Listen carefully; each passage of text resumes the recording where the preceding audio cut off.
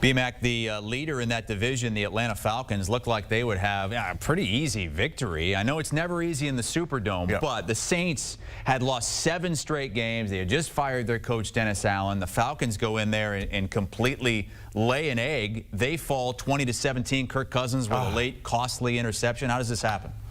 Usually, when we see a change in the guards at the head coaching position for a said organization, the very next week we see more inspired football, right? We saw that when Carolina decided to cut ties at the head coaching position, and then, I mean, not Carolina, it was the quarterback change for Carolina, I'm sorry. But that's kind of the same makeup. Yeah, it's kind of the same makeup, and then when you look at this game, this is a rival. These two teams hate each other. Remember, Atlanta, the first meeting in Atlanta, I mean, it was their defense and their special teams that paved the way for them to win this ball game. Derek Carr, outstanding game. The pass catchers who were in the lineup, they did what they were supposed to do. The defense, you talked about the turnovers that they forced, and this was a missed opportunity for Atlanta. Great bounce back for New Orleans when you look at everything that has transpired over the last week. You fired your coach. You traded away one of your best members in the secondary. There was a lot of turnover, not to mention some of the key components that were missing because of injury on the offensive side. But guess what? You scrapped, you clawed, you won. Now for Atlanta, yes, this is a big loss because you look at how undermanned the Saints were. You would think you would win this ball game, but they have the luxury of having a nice gap of separation in the midst of their division. Tampa losing today actually helps Atlanta because it continues to keep that separation between the #1 and the #2 team in the NFC South. But it was an unexpected loss, and that's the thing you got to love about the NFL. Even when you think you know what you're going to see, you don't know because the game still has to be played. Yeah, Rizzi, the interim head coach, special teams coordinator, had to love what he saw from his field goal block unit. Blocked Koo once. Koo missed a couple So we had 2 blocks today, yeah, Kansas City? We had, for the first time all season, no kicker had missed 3 in a game all season. Today, we had 2 different kickers so far, just in the early games, that have missed 3 kicks. Wow. So, yeah, you never know. I mean, I was talking the other day, we need to narrow the goalposts. It's getting too easy for these kickers. And just when and then you today, made that statement. Wild. You had 2 kickers, including Koo, miss 3 field goals in a game.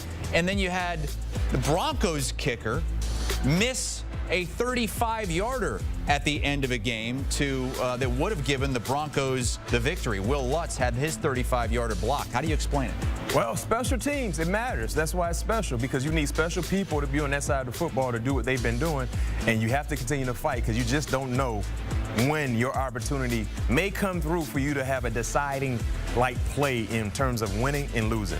Saints snapped their longest losing streak since the 90s, 1999. But you mentioned it for the Falcons. You still have breathing room. It's your first divisional loss. You've already swept the Bucs. Yep.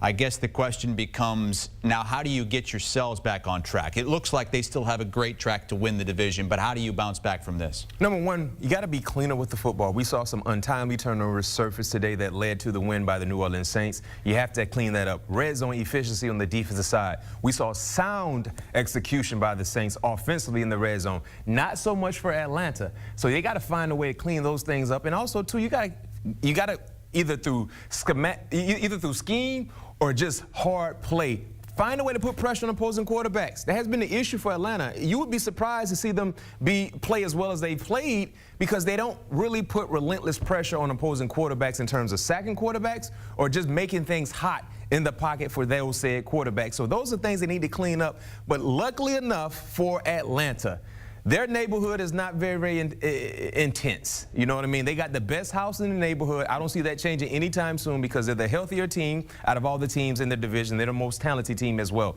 So they just got to find a way to get back to the winning column. And this was a slip-up. That's why divisional matches were so intense. You don't know exactly what you're going to see because division matchups are like rivalries in college football. You have to throw records and resumes out of the window. Still a 2-game lead in that division. The Falcons go to Denver to face the Broncos next week. Yeah.